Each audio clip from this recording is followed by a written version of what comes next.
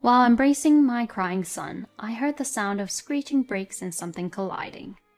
Immediately after, I heard my mother-in-law's voice. "Oh dear, I didn't see them." She probably didn't check on the person she hit. She said it with a half-smile. Ignoring her, I continued to embrace my son and rush towards the fallen person. "My husband is in trouble. Please call an ambulance." "Huh? What? Why are you there? And then who did I hit?" My mother-in-law turned pale as she quickly realized her mistake.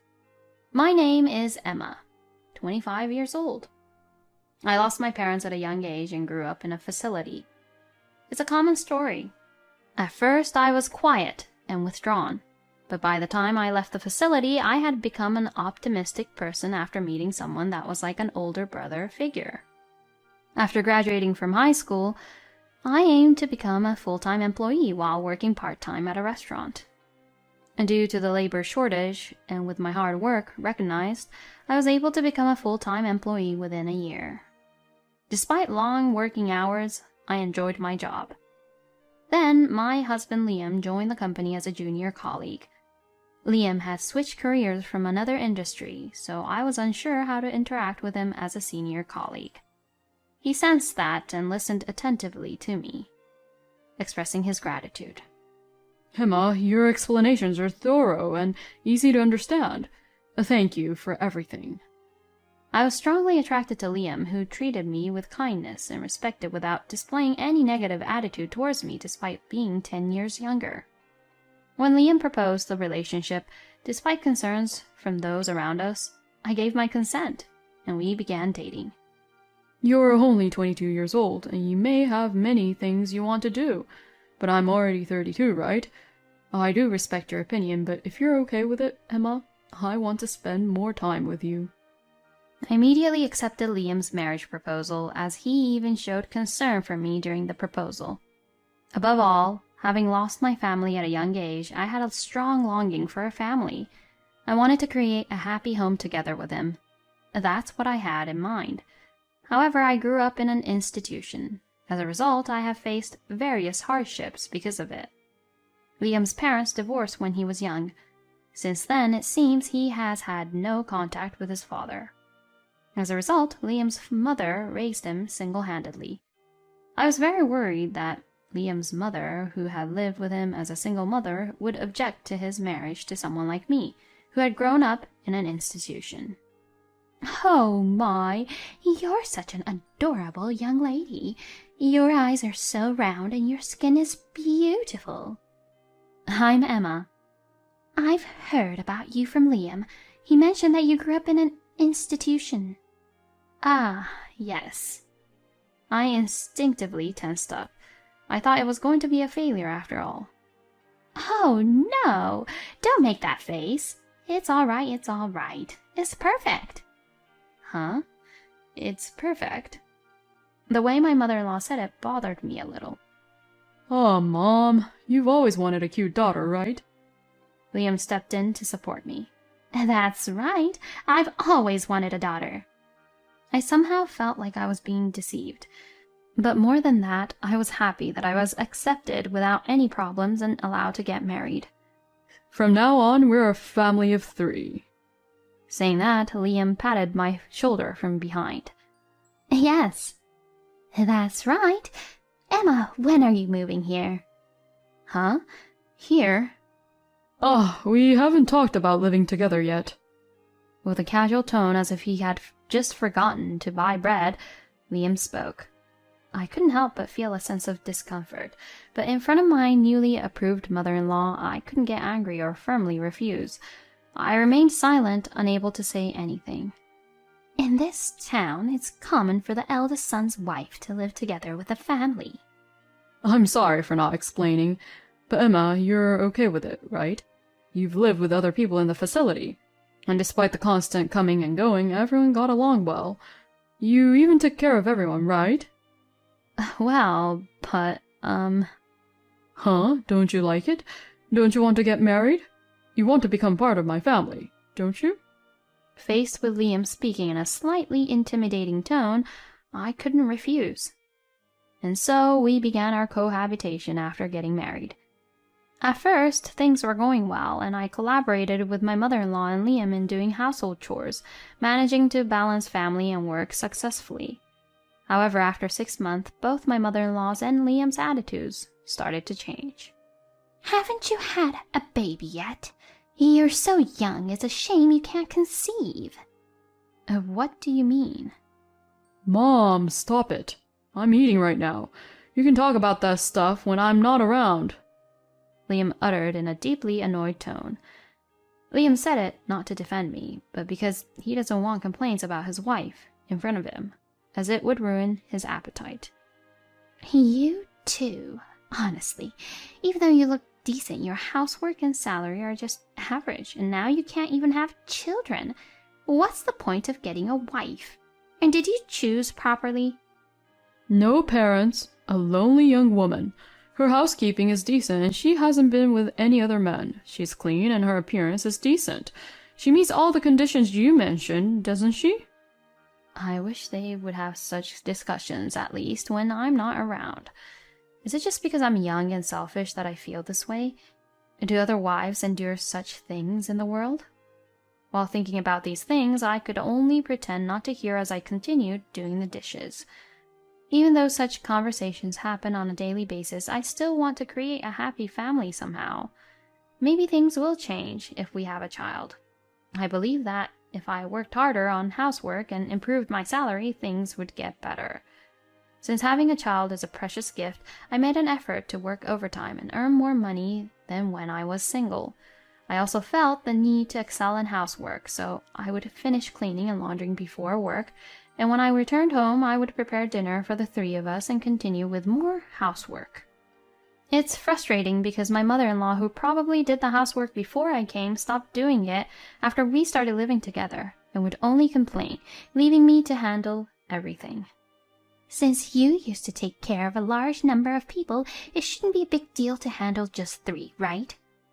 I was made to do all the household chores by myself, even when I came home after working overtime. Liam now works at the head office instead of the field, and he often finishes work on time. However, he rarely helps with household chores. Without defending me against my mother-in-law, Liam would come home and lock himself in his room.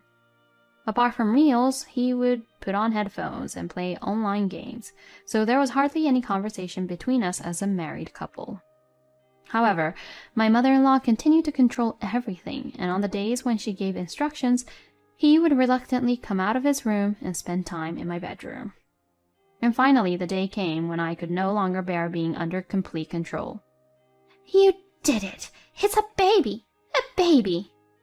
My condition worsened, so I went to the hospital for a checkup and discovered that I was pregnant. It had been a year since our marriage, and it was a long-awaited moment. During my pregnancy, my mother-in-law's attitude improved so much that she seemed like a completely different person and became kinder. However, I wanted to continue working, but due to my mother-in-law's actions, I was forced to quit my job. She's supposed to be on her break right now, isn't she? She's not answering the phone. She started calling the store to reach me. Ma'am, sometimes breaks can be rescheduled when she's busy. But she's pregnant, you know. What do you think about that? What if something happens to the baby? My grandchild. What will you do? You're not making her carry heavy objects, are you? During my work, I receive calls like this multiple times a day. The store manager expressed concern for me, but mentioned that it was causing disruption to the tasks of other employees. I apologize for causing any inconvenience. I hate to put it this way, but as far as your mother-in-law goes, are things going well with Liam? The store manager, being a woman, was one of the people who expressed concern when I announced my marriage to Liam.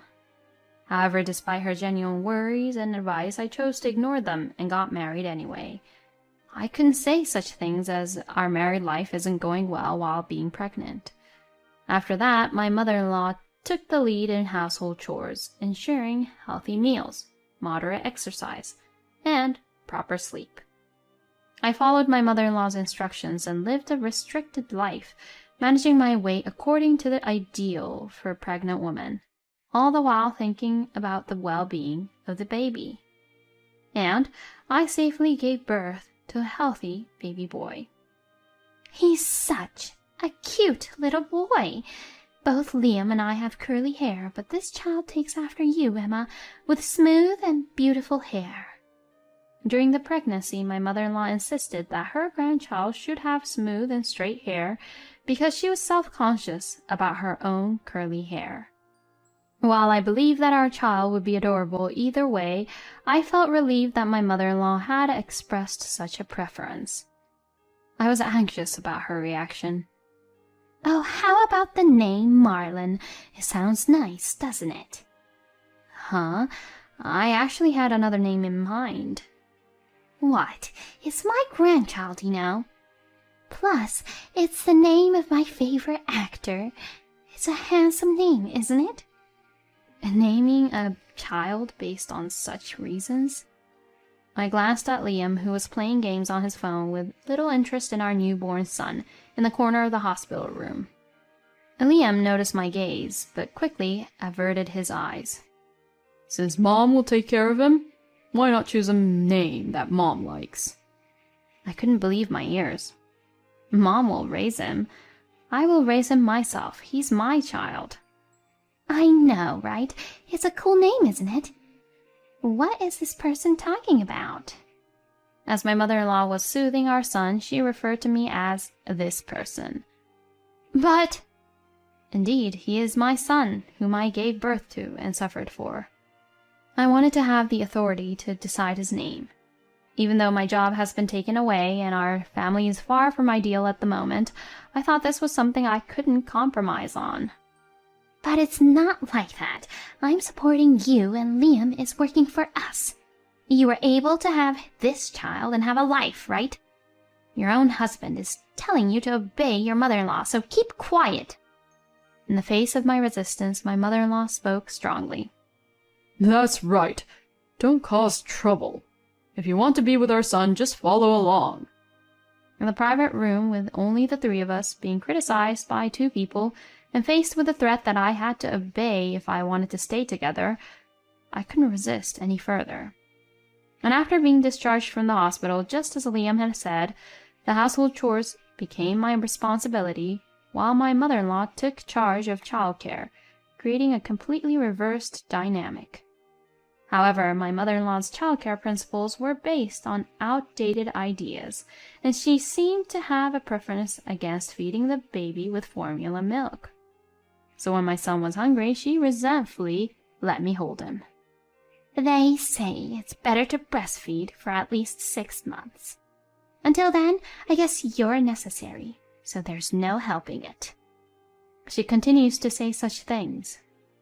I was anxious about what would happen after 6 months. Would I be kicked out, perhaps? It was impossible for me to leave without a job. Moreover, even if they were to drive me out, I would never let go of my son. But would they really separate a mother from her child like that?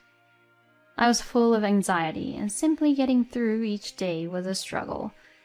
My son, born in the summer, was growing healthily and thriving, oblivious to my anxious feelings, and had started crawling.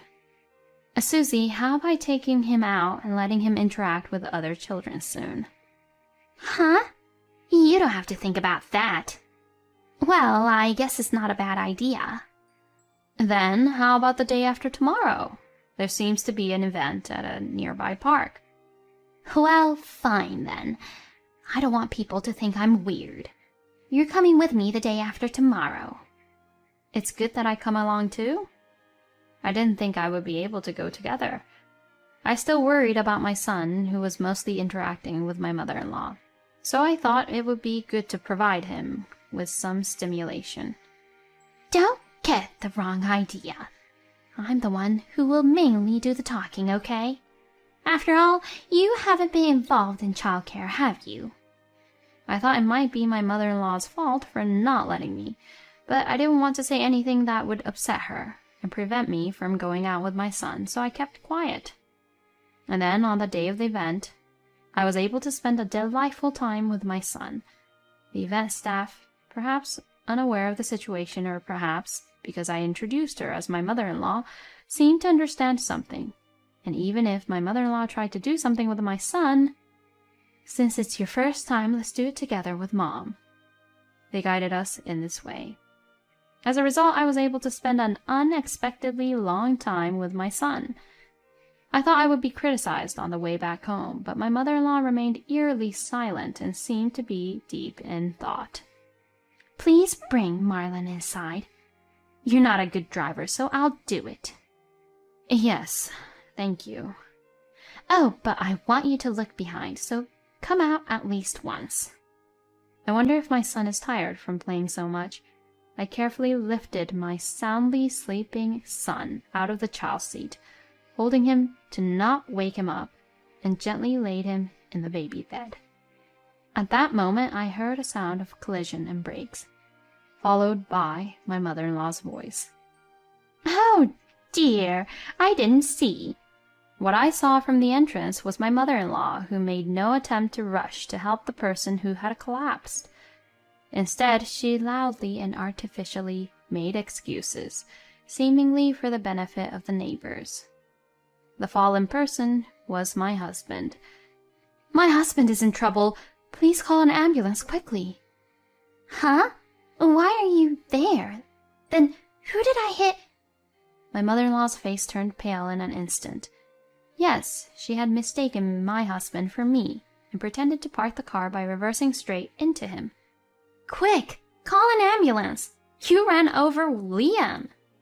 "No, that can't be. I mean, I checked the jacket. I made sure I had the right jacket." I was in shock, and although I held some resentment, I couldn't bring myself to believe that my mother-in-law was unable to make a phone call. After all, she was someone I had once loved. I rushed to the phone and called an ambulance, and at the same time, I called the police. Liam managed to survive, but the impact to his lower back was severe. This meant that walking freely would be challenging for him from now on, and he would rely on a wheelchair for mobility. Additionally, his shoulders seemed to have taken a significant hit, affecting the functionality of his dominant hand, and his right wrist appeared to have limited movement as well. Let's get a divorce. I never expected my mother to go this far. I'm sorry for dragging you into all the mess between my mother and me. I truly apologize. When Liam woke up, he inquired about his own condition and what had happened to his mother from the doctors and the police. It was as if a weight had been lifted off his shoulders, and he sincerely apologized to me. "Instead of just apologizing, I wish you had focused more on me and our son and protected us. I wanted you to make an effort to become a family." I'm sorry for taking away the best time of your life. I don't know what I can do in this condition, but I want to do everything I can. Remember those words. After confirming that Liam's condition has stabilized and obtaining temporary discharge permission, I headed to the prison where my mother-in-law was.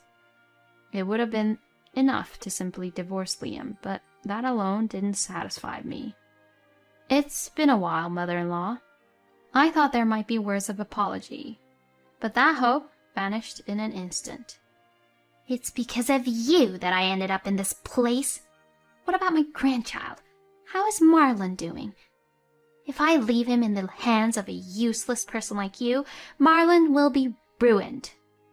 I was astonished by her rotten mindset. However, now, despite her assertiveness, my mother-in-law, who was dressed plainly and without makeup, appeared small. When I came here, I thought maybe there was no need for further blame, but I felt no need to hold back in response to my mother-in-law's attitude. I felt relieved and ready to confront her with the appropriate consequences. No matter how much you try to act tough or belittle me, you're a criminal locked behind bars, and you can't do anything more. I, on the other hand, am free to do whatever I want. What kind of disrespectful talk is that coming from a foolish daughter-in-law like you? I'm not your daughter-in-law anymore. I'm a complete stranger. What? We got divorced. I couldn't bear the attacks from my mother wanting a grandchild, so as a result I forcibly found a woman who met my mother's conditions and made her have a child.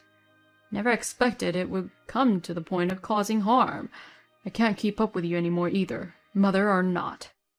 Can't keep up, huh? What about Marlon, then? We don't need a daughter-in-law like you, anyway. The important thing is our grandchild, and I do care about you, Liam, even if it was a mistake. Yes, that's right. You mistook Liam because he was wearing the sweater that you gave me. On that day, as it had been a long time since I went out, I didn't have any appropriate clothes to wear. After giving birth, I didn't have much time to rest and was constantly active, so I lost weight. My mother-in-law was unusually kind to me. Don't you have anything suitable to wear? It's cold today. I'm not wearing this right now, so I'll lend it to you. And she lent me a branded eye-catching orange sweater. Then, at that moment when I was trying to lay Marlon down on the bed, he suddenly woke up and started crying. I was having trouble separating from my son, so I happened to ask Liam, who was about to go out saying he was going shopping nearby, to help me guide the car. And since Liam was slightly dressed, I thought he might feel cold while guiding the car. He seemed fine with it, despite being a man, so I lent him the sweater. That's right. I marked it so that I wouldn't hit anyone other than you, but you had to meddle unnecessarily. It's because of you that I'm here. This is a prison. You're currently awaiting trial and the police are listening in from behind. So it was planned, right? Because you gave birth to a grandchild but became useless and keep lingering around. Maybe if you get hospitalized, there will be a period when you're not here, right? Just kicking you out might result in you taking Marlon away, you know? Is that so? So you deliberately stepped on the accelerator thinking it was me. We are getting divorced, so you are a stranger to me. Marlon is also a stranger to you, and you have no visitation rights. Do you even realize where you are? That's exactly what would negatively impact Marlon. I imagine my mother-in-law had a look of frustration, and she began pleading with Liam while crying. Liam, you'll help me, right? Just get me out of here for now. Didn't I already say I can't handle this anymore? I have no intention of helping you. And I don't plan on letting you see our son, or even showing you his picture ever again. No! No! Susie pounded on the partition window of the visitation room and screamed, but we ignored her and left the room. Meanwhile, behind us, the correctional officer's angry shouts echoed, and we could hear someone being taken away, screaming. Liam's face twisted slightly, but I felt a sense of relief. I would no longer be troubled by my mother-in-law. Liam promised to pay both alimony and child support. It seems that his dominant hand can move, but his favorite game requires the use of both hands, so everything he invested in it, including in-app purchases, seems to have been in vain. He says he can never do it again. He pleaded with the company to somehow let him stay, explaining that even in a wheelchair with only one hand, he would still be able to do computer work. The company, understanding his situation, agreed to keep employing him, albeit with a reduced salary. And I decided to return to work. It seems that this story was conveyed to the female manager through someone related to Liam. Because it also concerns your son, I would like you to contact me, even if it's after you've calmed down. I've been concerned about it all this time, but I couldn't do anything. And this time, I really want you to rely on me.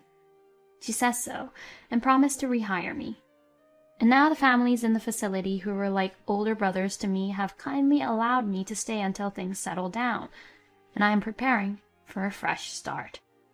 This time, I'm determined to express my aspirations, protect what's important to me, and live a fulfilling life while maintaining open and effective communication with others. I'll cherish those invaluable elements every step of the way.